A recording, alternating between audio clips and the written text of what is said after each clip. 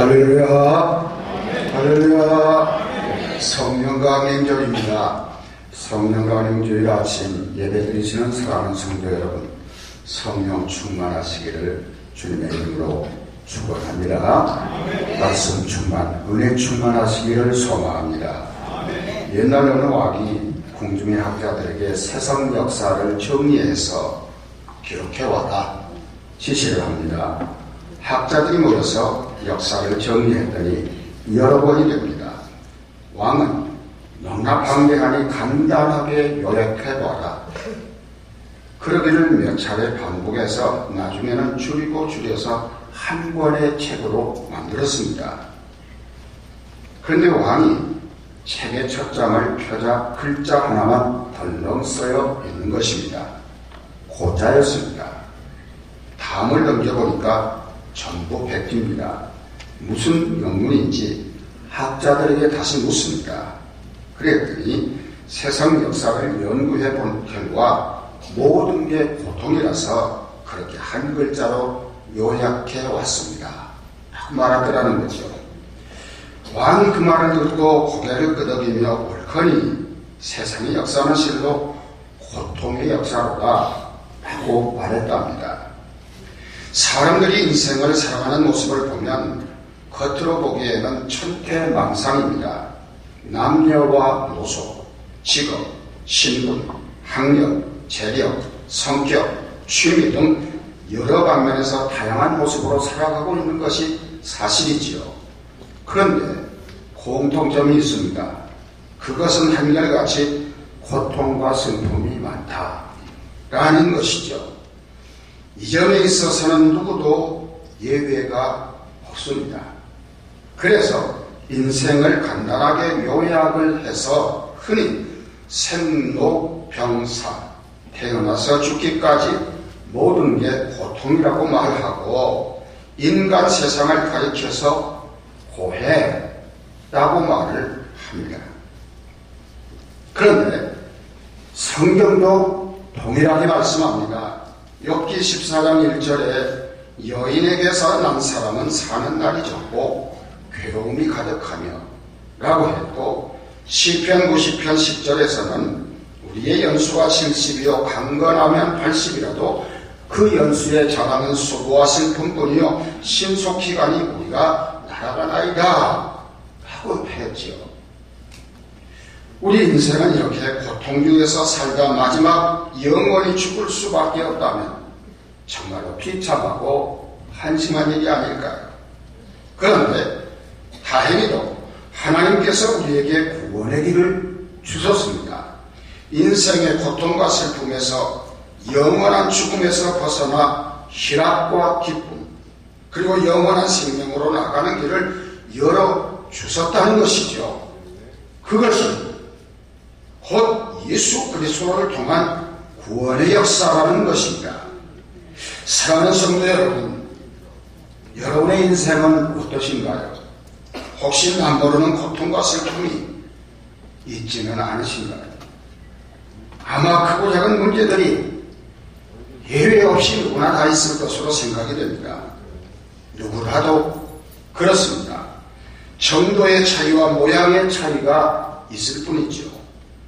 오늘 성경 본문에 등장하는 나인이라고 하는 이름은 본래 사랑스럽다, 즐겁다 라는 뜻을 가지고 있는 말입니다. 예수님께서 가버나움에서 사역을 마치시고 서남쪽으로 약 40km쯤 떨어진 곳으로 향하고 계십니다. 우리의 인생이 그렇듯이 아무리 아름다운 곳에 있다 할지라도 인생의 문제가 없어지는 것은 아니다 라는 사실을 우리는 성경에서 알 수가 있습니다. 그 아름다운 마을 랑인섬에도 심각한 문제를 가진 한 여인이 있었다는 것이죠. 오늘 성경 본문 내용은 예수님께서 행하신 숱한 이적 기사 중에 하나입니다. 그런데 이 이야기에서 우리는 한 가지 사실에 주목을 하셔야 됩니다.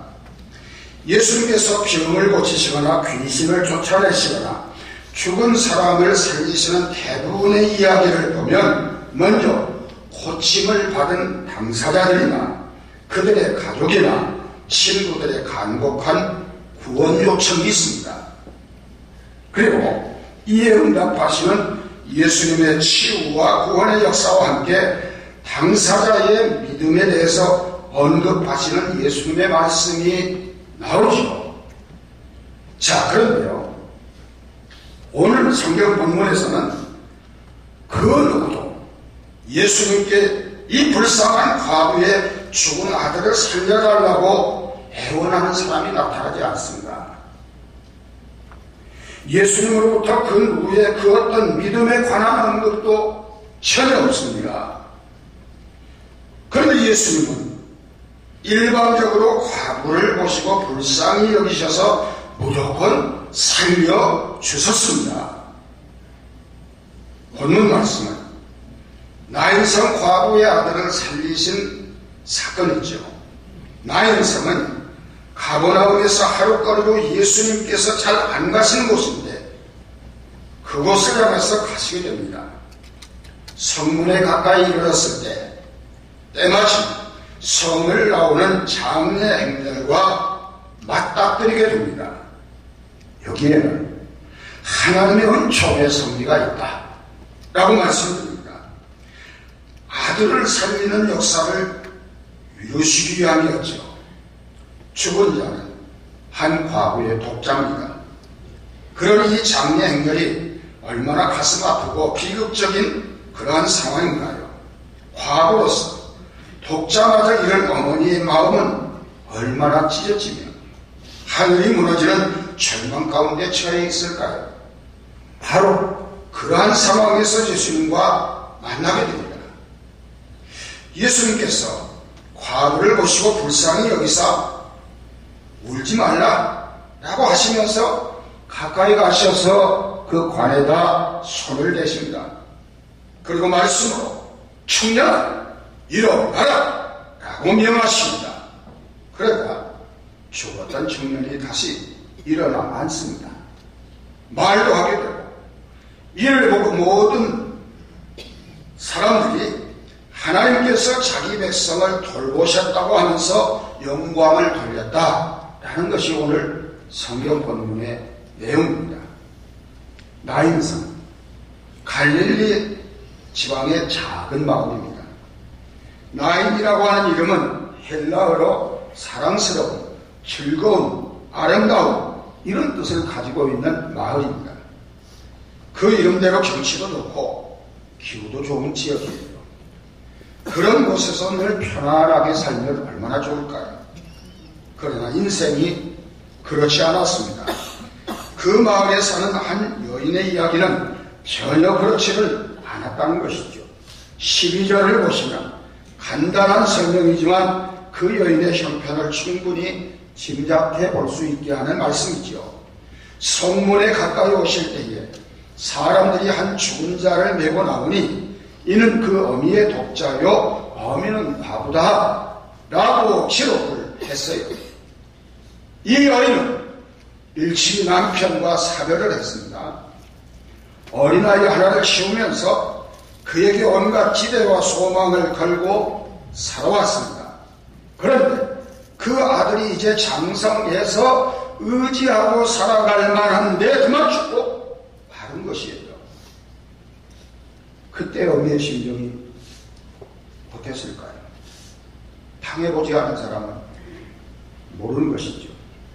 자식 빼놓고 돌아서는 어미는 발자국마다 피가 보인다 라는 말이 있지 않습니까? 부모가 돌아가시면 땅에다 묻지만 자식은 죽으면 가슴에다 묻는다는 말이 있지 않습니까? 이 여인은 무엇라 형언할 수 없는 아픔과 슬픔 가운데 휩싸여 있었을 것입니다. 여러분, 한번 마음속으로 그 장례 행렬을 그려보세요. 유대인의 장례 풍습을 기초로 상상해보면 이렇습니다. 관을 분부했다라고 했는데 사실은 뚜껑이 없는 상여입니다. 아들의 싸늘해진 시신을 보면서 차마 떠나보낼 수가 없어 매달리다시피 하면서 시신을 붙잡고 어머니가 따라갑니다. 눈물이 주룩주룩 흐르고 또 흐릅니다. 그리고 마을 사람들이 같이 슬퍼하면서 길게 늘어서서 뒤를 따라갑니다. 당시에는 아무리 가난해도 장례 때에는 애가를 연주하는 피장 몇 사람을 부릅니다. 아마 그날도 그랬겠죠. 처량한 장송곡을 연주하며 천천히 따라갑니다. 어쩌면 모든 인생이 이런 모습인지도 모릅니다. 동분서주하며 살아가느라 생각 없이 살아서 그렇지 가만히 생각을 해보면 정말 인생이란 죽음을 향해서 고통 중의 행렬을 지어가고 있는 바로 그 모습이 있다는 것입니다. 죽음의 권세가 이끄는 죽음의 행렬이지요. 죽음의 권세는 모든 인생을 지배하는 힘입니다.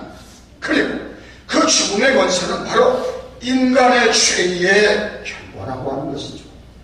그래서 로마서 5장 12절에 이러므로 한 사람으로 말미암아 죄가 세상에 들어오고 죄로 말미암아 사망이 왔나니 이와 같이 모든 사람이 죄를 지었으므로 사망이 모든 사람에게 이르렀느니라 라고 말씀합니다. 인류의 시조 아담의 범죄 이후 모든 인생이 죄인 되어서 그 죄와 죽음이 또한 모든 인간을 지배하게 되었다는 사실이죠. 로마서 6장 23절에서도 죄의 싹은 사망이다 라고 말씀합니다.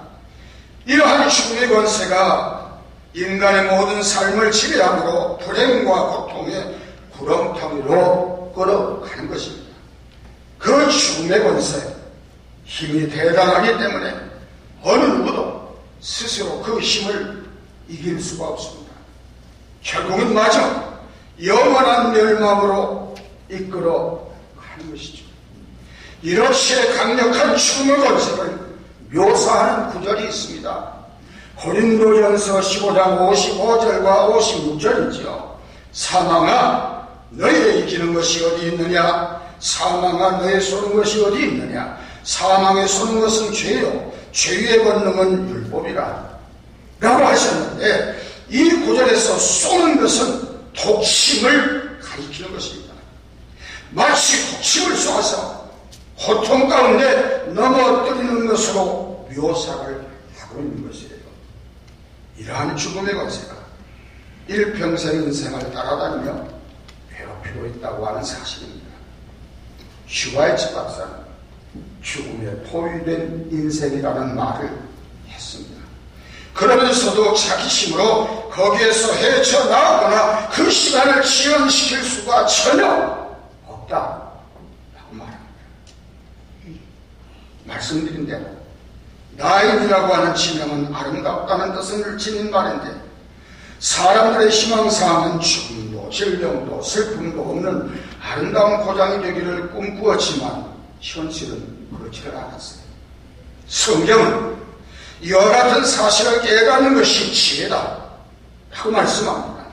죽음 앞에 서 있는 인간 실제를 정확하게 인식하는 사람은 순간순간 자기의 삶을 점검하면서 후회 없는 삶을 살아갈 수 있지 않겠습니까? 옛날 마게도니아의 빌립 왕에게는 자기의 죽음의 사실을 알려주는 신하가 있었답니다. 그 신하는 하루에 한 번씩 왕에게 나와서 귀하 언젠가는 돌아가십니다. 그 사실을 명심하십시오 라고 직언을 했다는 것이죠. 하루도 빠지지 않고 언젠가는 돌아간다고 하는 사실을 말했답니다. 그때마다 왕은 죽음 앞에 서 있는 자기의 모습을 발견하면서 자세를 가듬었다고 하는 이야기가 있습니다.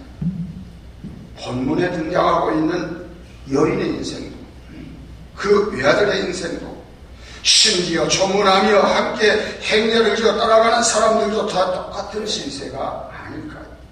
죽음의 권세에 속수무책일 수밖에 없는 연약한 인생, 바로 우리들입니다.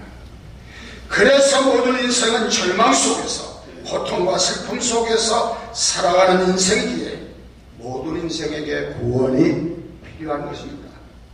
그런데 이 여인에게 놀라운 사건이 있었어요. 하나님의 아들 예수 그리스도가 찾아오신 거예요. 절묘한 타이밍입니다. 장례 행렬은 성문에서 나가고 예수님과 제자들의 행렬은 성문으로 들어오고 조금이라도 시차가 났다면 만나지 못했을 것입니다. 그것은 우연의 일시가 아니라 하나님의 섭리였다라는 사실이죠. 그 여인의 인생에 찾아오신 예수님, 그분은 유일한 구원자이십니다. 인간은 자기 스스로 누구도 구원해 줄 수가 없지만 아무리 사랑하는 부모라도 자식이라도 친구라도 그 고통과 슬픔, 사망에서 구원해 줄 수는 없는 것 아닙니까? 인간은 동정은 하지만 무능력한 동정을 할 수밖에 없습니다. 때때로 그것이 위로가 되기도 하지만 너무 고통과 슬픔이 심하면 오히려 그 동정이 부담스럽고 성가시기조차 한 것이 사실이죠. 때로는 당신이 내 고통과 슬픔을 얼마나 한다고 그래? 라고 말하기도 하는 것이죠. 그러나 예수님의 동정은 그렇지 않았습니다. 우리의 속마음을 속속들이 들여다보시고 같이 아파하시고 공감하시는 진정한 동정이 예수님의 동정이에요. 그것을 가리켜서 쾌휼이라고 말합니다.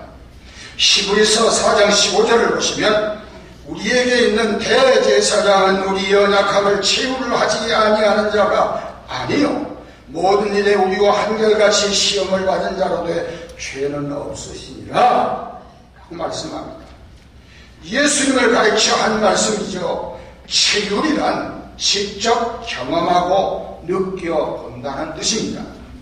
예수님은 정말 그랬죠. 그 당시 가장 비참한 목수의 가정에서 나셨습니다. 말 위에서 태어나셨습니다. 아직 피덩이였을 때 헤롯 왕의 핍박으로 애굽으로 피난을 떠납니다. 나사렛에 돌아가서는 가난한 어린 시절에 육신의 아버지가 일찍 돌아가셔서 모친 마리아를 모시고 요셉과 마리아 사이에서 태어난 동생들을 거두는 소년 가장이 예수님이셨어요. 그리고 마지막 십자가에 달려 고난을 당하십니다. 지금 예수님은 나인 성과 후에 죽은 아들을 보면서 마치 당신 자신의 일처럼 느끼시고 계신다는 것이에요. 13절을 보시면 과부를 보시고 불쌍히 여기셨다라고 했는데 여기에서 불쌍히 여긴다는 말은 깊은 동정을 가리키는 말입니다. 그리고 이 동정은 그저 같이 울어주고 마는 값싼 동정이 아니에요. 예수님의 동정은 능력이 있는 것이에요. 13절에 울지 말라라고 말씀하신 것은 그냥 하는 소리가 아니에요. 눈물을 그치도록 도와주시겠다고 하는 강한 의지의 표현이 되신다는 겁니다. 14절을 보시면 관에다 손을 대십니다. 여기에서 관이라 했지만 정확하게 말하면 상여입니다. 뚜껑이 없는 것입니다. 시신이 그대로 드러나 있는 것이죠. 그것을 예수님 손으로 만지십니다. 어쩌면 수위를 풀어 헤쳐 얼굴을 보셨을지도 모릅니다. 그 당시로서는 아주 파격적인 일이 아닐 수가 없습니다. 율법에 따르면 유대인들은 절대 시신을 가까이 하지 않습니다. 그런데 예수님께서는 그것을 만지십니다.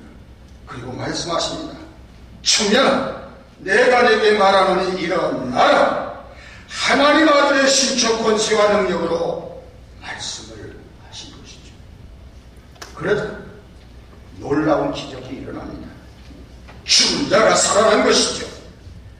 이처럼 예수님의 동정은 능력이 동반된 것이었어요. 그러기에 그분은 우리를 죄와 사망에서 모든 고통과 슬픔에서 구원해 주시는 분이시라는 것이죠.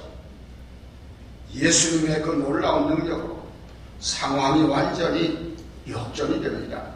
죽었던 아들이 살아났습니다. 그 의미가 얼마나 좋았을까요? 일순간에 사망에서 생명으로 옮겨진 것이죠. 요한복음 5장 24절에 예수님 말씀하신 그대로입니다. 내가 진실로 진실로 너희에게 이르노니 내 말을 듣고 또 나 보내신 이를 믿는 자는 영생을 얻고 심판에 이르지 아니하리니 사망에서 생명으로 옮겨졌느니라. 예수님과 마주친 장례 행렬, 죽음의 행렬은 이제 생명의 행렬이 된 것이에요. 축복의 행렬로 바꿔진 것이에요. 나인성 과부의 그 아들은 물론이고 마을 사람들도 모두 다 환호성을 지르면서 예수님을 앞장세우고 나인성함으로 들어가지 않겠습니까? 그리고 이제 그 여인의 집에서 큰 잔치를 벌였겠지요. 그렇습니다. 그렇습니다. 예수님을 만나면, 살리시는 예수님을 만나면 절망 중에 있던 사람도 소망을 갖고 새롭게 인생을 시작할 수 있게 되는 것이죠. 오늘 본문의 말씀은 예수님께서 죽은 자도 다시 살리시는 생명의 구주 메시아이심을 보여주시는 말씀입니다. 이 말씀은 이어지는 메시아 확증의 말씀, 즉 오심이라는 메시아가 오시면 죽은 자가 살아나며 가난한 자에게 복음이 전파되는 역사가 일어나게 될 것을 확증하는 말씀입니다. 바로 이 말씀이죠. 본문의 과부야말로 가난한 자의 대표적인 사람이 아니겠습니까? 또한 자기 백성을 돌보셨다는 우리의 찬양 속에는 그 백성을 돌보사 속량하시기 위해 구원의 뿔을 다윗의 집에 일으키셨다는 누가복음 1장의 말씀이 이루어지는 것을 의미합니다. 이러한 예수님의 생명의 주되심에 대해서 오늘 말씀은 추상적이고 신학적인 내용으로 설명하지를 않습니다. 오히려 한 과부에게 임한 구체적인 삶을 사건으로 증거를 하고 있어요. 오늘 말씀의 초점은 죽은 아들보다는 아들을 잃은 불쌍한 과부에게 있습니다. 그 아들을 살리심으로 그 과부를 다시 살려주신 거예요. 15절 예수께서 다시 살아난 아들을 어미에게 주셨다라고 하신 말씀이 이를 잘 보여주는 말씀입니다. 예수님께서는 그 과부에게 삶의 구주 메시아가 되셨습니다. 먼저 그에게 찾아가셔서 죽음 가운데 있는 그를 만나주시고 그의 쓰라린 눈물과 고통을 보시고 애끓는 마음으로 불쌍히 여기며 울지 말라 하시고 죽은 아들을 다시 살려 일으켜 그에게 돌려주시고 절망을 소망으로 바꿔주심으로 그의 구주가 되셨다는 것이죠. 이 예수님, 살려주시는 예수님, 지금 저와 여러분에게도 먼저 찾아오십니다. 내 형편과 아픔을 보시고 불쌍히 여기시며 울지 말라 위로하시고 죽음의 자리에서 우리를 다시 살려주신다고 하는 사실이죠. 예수님은 살리시는 예수님, 저와 여러분의 참 생명의 주님이십니다. 믿으시면 아멘 하세요. 할렐루야. 믿으시면 아멘 하세요. 한번 같이 하시죠. 살리시는 예수님, 살리시는 예수님, 한 번 더 해요. 살리시는 예수님. 할렐루야. 할렐루야. 살리시는 예수님을 만나면 슬픔과 고통이 변하여 기쁨이 됩니다. 그때 살아난 청년도 여인도 또 모든 우리들도 함께 기뻐하는 모습이 눈에 선하지 않습니까? 슬픔이 사라지고 기쁨이 충만해졌습니다. 생명의 역사는 기쁨을 창출해 나는 것이죠. 예수님이 계신 곳에는 생명의 역사가 나타납니다. 그래서 항상 기쁨이 있습니다. 이 세상살이가 고달플지라도 생명의 소망과 생명의 역사가 있기에 영원히 내면한 기쁨이 있는 것이죠. 살리시는 예수님이 오신 곳에 이런 기쁨이 있는 것이에요. 이사야 61장 3절의 말씀이 그대로 이루어집니다. 무릇 시온에서 슬퍼하는 자에게 화관을 주고 그 죄를 대신하며 희락의 기름으로 그 슬픔을 대신하며 찬송의 옷으로 그 근심을 대신하시고 그들로 위에 나무 곧 여호와의 심으심과 그 영광을 나타낼 자가 일컬음을 얻게 하려 하십니다. 시편 30편 11절에도 비슷한 말씀이 나옵니다. 주께서 나의 슬픔이 변하여 춤이 되게 하시며 나의 비옷을 벗기고 기쁨으로 띠띠우셨나이다. 살리시는 예수님이 오시며 살리시는 예수님을 붙잡으시며 이러한 역사가 나타날 줄로 믿습니다. 구약 성경에 나오는 나옴이라고 하는 인물을 우리는 알고 있습니다. 그 이름의 뜻은 기쁨 혹은 희락이라고 하는 뜻을 갖고 있습니다. 그녀는 흉년이 들어서 모압 땅으로 이민을 갑니다. 그런데 불행하게도 그곳에서 남편과 두 아들을 차례로 잃게 됩니다. 그리고 두 며느리와 자신만 남게 됩니다. 그녀는 이제 회개하는 마음으로 베들레헴으로 돌아가기로 결심을 하지요. 며느리를 떠나보내려 하지만 룻은 끝내 따라옵니다. 고향에 온 나오미는 너무 부끄러워서 고향 사람들에게 이제 나를 나오미, 즉 기쁨이라는 뜻의 나오미라 부르지 마시오. 나는 마라, 이 마라라고 하는 말은 쓰다 라는 말이에요. 나를 마라라고 부르라고 말하죠. 그런데 하나님께 돌아오자 어떤 일이 일어납니까? 며느리 룻이 보아스라는 신실한 남자와 재혼을 해서 아들을 낳습니다. 그가 오벳이죠. 다윗의 조부입니다. 나오미는 고통으로 쓰디쓴 인생 마라가 아니라 기쁨으로 충만한 인생 나오미가 됐다고 하는 것이죠. 사랑하는 성도 여러분이 그렇게 되실 수 있기를 주님의 이름으로 축원합니다. 여러분은 지금 어떤 인생을 살아가시고 계십니까? 초상집 같은 인생살이인가요? 저는 이 세상이 당면한 문제들이 예수님께서 나 인생에서 만났던 죽음의 행렬과 다를 것이 없다 라고 생각을 합니다. 여전히 인간들은 무기력하고 부족한 존재들이죠. 저도 마찬가지입니다. 여러분 마찬가지입니다. 문제는 자신들의 부족함을 인정하지 않고 애통하지 않는 것이겠지요. 하나님 앞에 타는 자신의 마음을 열지 않는 사람들에게 주의 역사하심은, 주의 긍휼하심은 역사하지 못하는 것이죠. 오늘 우리가 기적의 주인공이 될 수 있지 않을까요? 오늘 아침 저와 여러분이 기적의 주인공이 되어보고 싶지 않은가요? 예수님 여러분에게도 먼저 찾아오시고 우리의 형편과 아픔을 보시고 불쌍히 여기시면서 울지 말라 위로하시고 죽음의 자리에서 우리를 다시 살리시는 예수님, 바로 지금 이 순간 예수님은 살리시는 예수님으로 저와 여러분을 찾아오십니다. 주님은 참 생명의 구주이십니다. 기도하시겠습니다. 존귀와 영광을 세세히 받으시기 합당하신 여호와 하나님, 성령 강림자 같이 주님 거룩하신 성령에서 예배드리며 살리시는 예수님, 나의 주님, 나의 구주 되심을 다시 한번 듣게 하시오니 주여 진실로 감사드립니다. 오 거룩하신 하나님, 성령 강림절 주일을 맞이해서 기도합니다. 이 제단이 성령 충만한 제단 되게 하여 주옵소서. 성령의 불길이 타오르게 하여 주옵소서. 초대교회에 역사했던 그 성령 충만의 역사가 이 제단을 부흥의 불길로 타오르게 하여 주시옵소서.